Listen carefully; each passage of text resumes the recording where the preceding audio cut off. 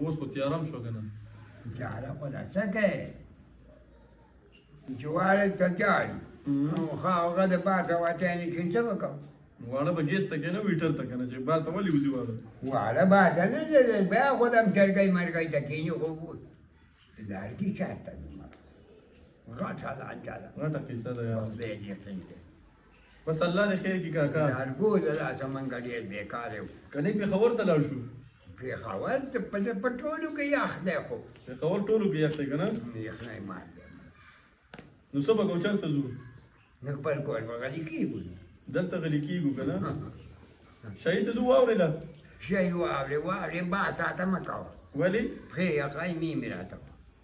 دا نږدې ځای دی راځه چې ورشو پیدل ورځو واوره به وخورو بیا به راځو نه خورم واورې خوله نه خیم خدای دې کښېني ګوړه به اوس ویځو هېڅ څه نه خورم هېڅ څه نه خورم ولې واورې